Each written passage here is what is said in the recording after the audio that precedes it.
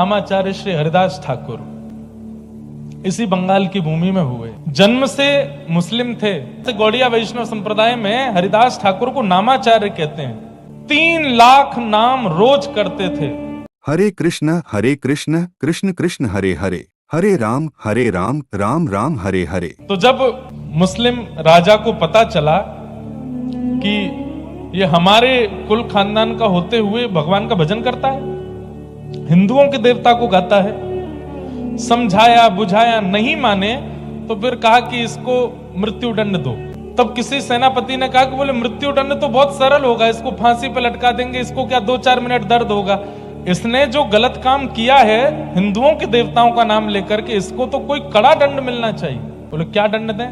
बोले हाथ बांधो, पैर बांधो, बाजार में लेकर के निकलो और इस पर कोड़े बरसाओ। कोड़े में भी कील होनी चाहिए बड़ी बड़ी, वो कील जब इसके कोड़े पड़े और कोड़ा जब हटाया जाए तो पूरे शरीर को छीलते हुए निकले। राजा बोले उससे क्या होगा?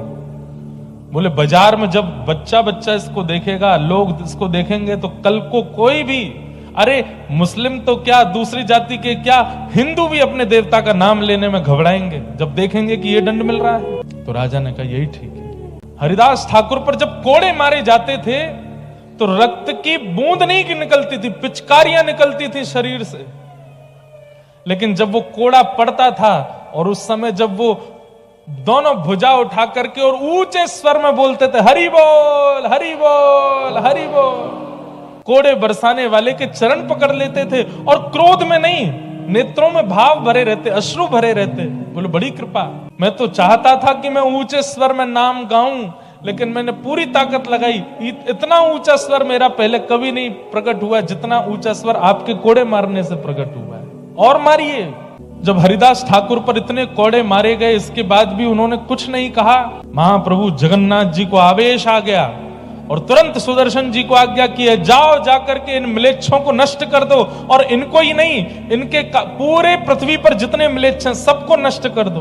बाजार में कोड़े बरसाए जा रहे हैं। बच्चे अपने माँ से पूछते, माँ इनको क्यों मार रहे हैं? बोले ये हरे कृष्ण हरे राम बोलते हैं इसलिए मार रहे हैं, तुम मत बोलना कभी। इतना भय बैठ गया लोगों के अंदर। और उसी समय आकाश में एक सूर्य तो थे ही, दूसरे सूर्य प्रकट हो गए। एक सूर्य जो स्थित सूर्य हैं, उनसे भी तीव्र तेज वाले सूर्य साक्षात सुदर्शन जी आकाश में आ गए।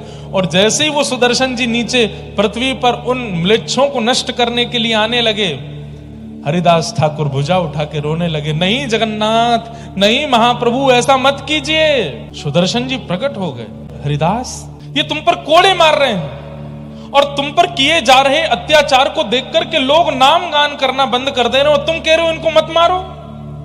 क्यों? जरा हटो तो मुझे देखने दो इन लोगों को। चरणों में गिर गए। बोले नहीं सुदर्शन जी, ये त्रेता नहीं है, ये सतयुग नहीं है, ये द्वापर नहीं है, ये कलयुग है।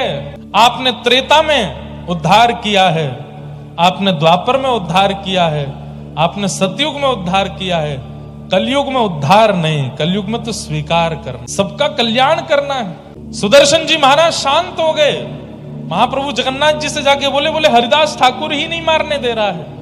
महाप्रभु जी बोले ये मेरे भक्त हैं, ये अपने ऊपर अत्याचार करने वालों को भी क्षमा कर रहे हैं, बोले ये कलिकाल के भक्त हैं। फिर उनके बड़ी सुंदर कथा है कि इतना मारा फिर भी उनकी मृत्यु नहीं हुई। तो उन सैनिकों को लगने लगा कि ये तो मर नहीं रहा है, और अगर ये नहीं मरा तो राजा हमको मार देगा। तो उनकी पीड़ा देख करके हरिदास ठाकुर बोलने लगे, क्या बात है? बोले तू मरता नहीं है और तू नहीं मरेगा तो राजा हमको मार देगा। तो हरिदास ठाकुर बोले चिंता नहीं करो, मैं अभी मर जाता हूं। लेट करके अपने आप प्राण त्याग दिए और बोले अब आप राजा से जाकर के कह दो कि मैं प्राण त्याग चुका हूं। ऐसे हरिदास ठाकुर नामाचार, नाम 3 लाख नाम रोज करते थे। कोड़ों से नहीं मरे, हर प्रकार की योजनाएं बना ली, फिर भी उनकी मृत्यु नहीं हुई। और उनके जीवित रहने से लोगों के अंदर नाम का प्रभाव बढ़ता जा रहा था। भले ही लोग प्रकट रूप से नाम नहीं गाते थे, लेकिन एकांत में जाकर के हरिदास ठाकुर का स्मरण करके नाम करते थे कि नाम का प्रभाव है हरिदास ठाकुर का। तब म्लेच्छों ने विचार किया कि हरिदास ठाकुर ऐसे तो नहीं मर रहा है, अगर इसका चरित्र हनन हो जाए, अगर इसका चरित्र हनन हो जाए तो हो सकता है कि नगर में इनका दुष्प्रचार होगा तो लोग इनकी बात मानना बंद कर देंगे। तब म्लेच्छ राजा ने एक नगर वैश्या को बुलाया और कहा कि हरिदास ठाकुर जिस कुटिया में बैठ के भजन करता है तुम वहां चली जाओ और कैसे भी करके उसको बहला फुसला करके और अपना बनाने का प्रयास करो, और कुछ नहीं, वो तुम्हारे ऊपर केवल हाथ रखे, आशीर्वाद देने को ही हाथ रखे, तुम बस चिल्ला करके हल्ला कर देना, तभी हम पूरे नगर को लेके पहुंच जाएंगे और हरिदास ठाकुर पर उसके चरित्र हनन का आरोप लगा देंगे। वैश्या बोली ठीक है, ये तो मेरे बाएं हाथ का खेल। पहुंच गई वैश्या, हरिदास ठाकुर बैठे हैं। वैश्या जाकर के बैठ गई और बोली महाराज क्या कर रहे हैं? बोले मैं नाम कर रहा हूं। बोले इतने युवा हैं आप, इतना सुंदर आपका यौवन है, अभी युवावस्था में है, कहां नाम कर रहे हैं? मेरी इच्छा है, मेरे पास बैठिए, मुझसे थोड़ी बात कीजिए। हरिदास ठाकुर बोले देवी आप मेरे कुटिया में आई हैं, आपकी इच्छा जरूर पूरी करूंगा, लेकिन मेरा नियम है, मैं 3 लाख नाम किए बिना कुछ नहीं करता, पहले अपना नाम कर लूं उसके बाद आपसे मिलूंगा, आप थोड़ी देर प्रतीक्षा करो, बस मेरा नाम हो जाए फिर मिलता हूं। वैश्या बैठ गई सामने और श्री हरिदास ठाकुर नाम में लग गए। करते करते करते दोपहर हो गई, दोपहर से शाम हो गई, शाम से रात हो गई। सामने बैठी वैश्या को नींद आने लगी। हरिदास ठाकुर बोले आपको निद्रा आ रही है, आप चाहो तो थोड़ी देर विश्राम कर लो। वैश्या बोली आप अपना नाम कर लीजिए, मैं कल आ जाऊंगी आपके पास। बोला हाँ कल आ जाना। हरिदास ठाकुर का नियम था कि 12 बजे अगर 3 लाख नाम पूरे हुए तो 12:01 पर दूसरे दिन का नाम शुरू कर देते थे। वैश्या सुबह फिर से आ गई, आकर के देखा तो हरिदास ठाकुर फिर से नाम में बैठे। बोले आपका कल का पूरा नहीं हुआ? बोले कल का तो पूरा हो गया, दूसरे दिन का शुरू हो गया। अभी देवी अब तो प्रतीक्षा कर, आप अगर थोड़ी देर पहले आती, जब नाम पूरा हुआ तभी आ जाती तो आप जो कहती मैं आपकी इच्छा पूरी करता, पर अब तो दूसरे दिन का नाम चल रहा है, अभी 3 लाख होगा तभी बात करूंगा मैं।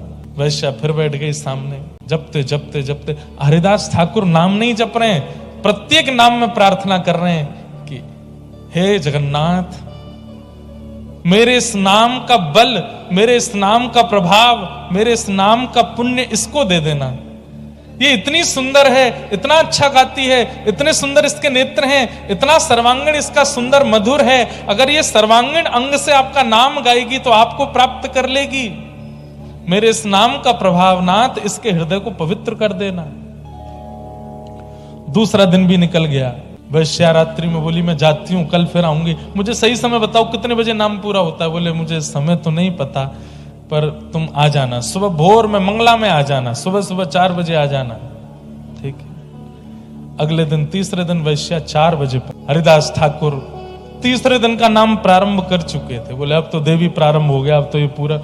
तब उस वैश्या के मन में ये आया कि मेरा रूप इतना सुंदर है, मैं जिसको देख लेती हूं वो मेरे पीछे खिंचा चला आता है, और मैं 3 दिन से इनके यहां आ रही हूं, ये क्या 2 अक्षर का नाम है जिसके पीछे ये मेरी ओर नहीं देख रहे हैं? ऐसा क्या है इस नाम में जिस नाम के प्रभाव से ये मेरी ओर नहीं देख? तब उसने प्रार्थना करते हुए कहा आप क्या नाम करते हैं, थोड़ा मुझे सुनाएंगे? बोले सुनोगी? हरे कृष्ण